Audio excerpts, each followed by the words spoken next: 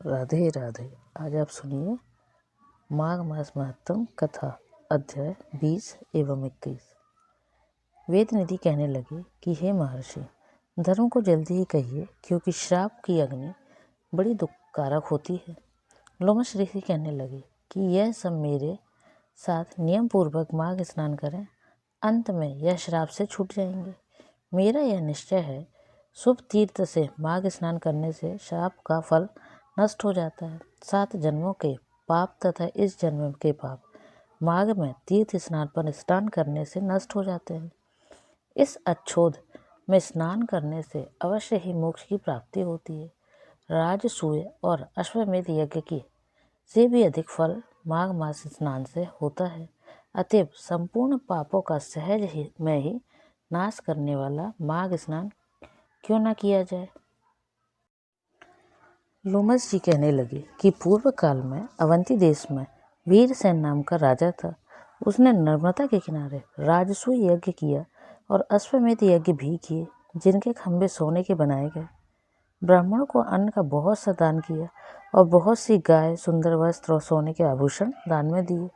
वह देवताओं का भक्त और दान करने वाला था। भद्रक नाम का एक ब्राह्मण, जो अत्यंत मूर्ख, कुलहीन, कृषि कार्य करने वाला, दुराचारी तथा अधर्मी था, वह भाई बंधुओं का त्यागा हुआ इधर उधर घूमता हुआ देव यात्रियों के साथ प्रयाग में आया और माघ में उनके साथ 3 दिन तक स्नान किया। वह 3 दिन में ही निष्पाप हो गया और वह अपने घर चला गया। वह ब्राह्मण और राजा दोनों एक ही दिन मृत्यु को प्राप्त हुए। मैंने इन दोनों को बराबर इंद्रलोक में देखा। तेज, रूप, बल, स्त्री, वस्त्र और आभूषणों में दोनों समान थे। ऐसा देखकर उसके महात्म्य को क्या कहा जाए। राजसूय यज्ञ करने वाला स्वर्ग का सुख भोगकर फिर भी जन्म लेता है, परंतु संगम में स्नान करने वाला जन्म मरण से रहित हो जाता है। गंगा और यमुना के संगम की हवा से स्पर्श से ही बहुत से दुख नष्ट हो जाते हैं। अधिक क्या कहें। और किसी भी तीर्थ में किए गए पाप माघ मास में प्रयाग में स्नान करने से नष्ट हो जाते हैं। मैं पिशाच मोचन नाम का एक पुराना इतिहास सुनाता हूँ। इस इतिहास को यह कन्याएं और तुम्हारा पुत्र भी सुने, इससे इनको स्मृति प्राप्त होगी। पुराने समय में देवदूति नाम का एक बड़ा गंभीर और वेदों का पारंगत एक वैष्णव ब्राह्मण था। उसने पिशाच को निर्मुक्त किया। वेदनिधि कहने लगे कि वह कहाँ का रहने वाला, किसका पुत्र, किस पिशाच को उसने निर्मुक्त किया। आप विस्तार पूर्वक अब यह कथा सुनिए। लोमस ऋषि ने कहा, किल्पज्ञ से निकली हुई सुंदर सरस्वती के किनारे पर उसका स्थान था। जंगल के बीच में पुण्य जल वाली सरस्वती बहती थी। वन में अनेक प्रकार के पशु भी विचरते थे। उस ब्राह्मण के श्राप के भय से पवन भी बहुत सुंदर चलती थी और वन चैत्र रथ के समान था। उस जगह धर्मात्मा देवदूति रहता था। उसके पिता का नाम सुमित्र था और वह लक्ष्मी के वरदान से उत्पन्न हुआ था। वह सदैव आत्मा को स्थिर रखता, गर्मी में अपने नेत्र सूर्य की तरह रखता, वर्षा में खुली जगह पर तपस्या करता, हेमंत ऋतु में सारस्वत सरोवर में बैठता और त्रिकाल संध्या करता। जितेंद्रिय और सत्यवादी भी था। अपने आप गिरे हुए फल और पत्तियों का भोजन करता था। उसका शरीर सूखकर हड्डियां मात्र रह गई थी। इस प्रकार उसको तप करते हुए वहां पर 1000 वर्ष बीत गए।